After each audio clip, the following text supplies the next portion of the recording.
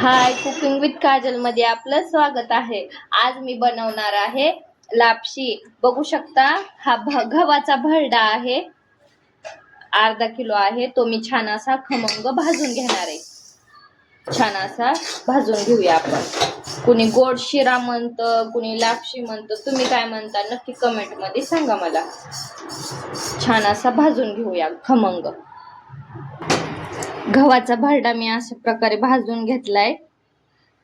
कढईमध्ये इथं पाणी ठेवलेलं आहे, त्याच्यात मी गूळ वितळून घेणार आहे। हे ना भरडा अर्धा किलो आहे, तर अर्धा किलोच आपण गूळ पण टाकून घेणार आहोत। बघू शकता इथं मी काढून घेतलाय गूळ।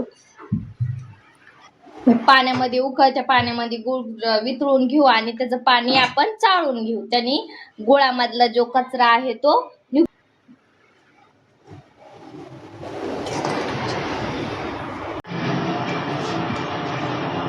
बघू शकता मी गूळ वितळून त्याचं म्हणजे असं हे करून घेतलेलं आहे पाणी। बघू शकता किती चाळून घेतलं ती परत पाणी वितळून घेतलेलं गूळ।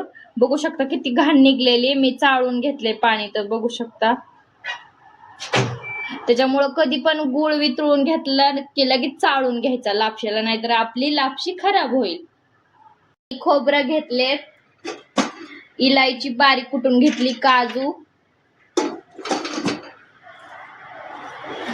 कढईमध्ये तेल टाकले, तुम्ही तुपात सुद्धा करू शकतात। तेल गरम झालेलं आहे, आपण जे गुळाचं पाणी करून घेतलेलं ते टाकून घेऊ। बघू शकता कढईमध्ये तेल टाकून घेतलं आणि त्याच्यामध्ये गुळाचं पाणी करून घेतलेलं ते टाकून घेतलं। त्यानंतर आपण त्याच्यात खोबरं टाकून घेऊ, ते पण थोडेसे हलके भाजून घेतलेले। त्यानंतर काजू, तुम्ही मनुके असले तर मनुके सुद्धा टाकू शकतात। काजू टाकून घेतले मी इथं। इलायची कुटून आणि बडीशेप आणि एकदम छान टेस्ट येते। मिक्स करून घेऊ। हा भरडा आता त्याच्यामध्ये आपण टाकून घेऊ। उकळी आल्यानंतर उकळी आली पाण्याला, आता हळूहळू करून भरडा टाकून घेऊ, असं मिक्स करून उकळीमध्ये।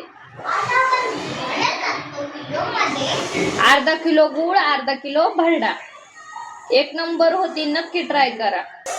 चॅनलला सबस्क्राईब करायचं विसरू नका। बघू शकता आपली लापशी अशी रेडी झालेली, बघा किती छान अशी झाली।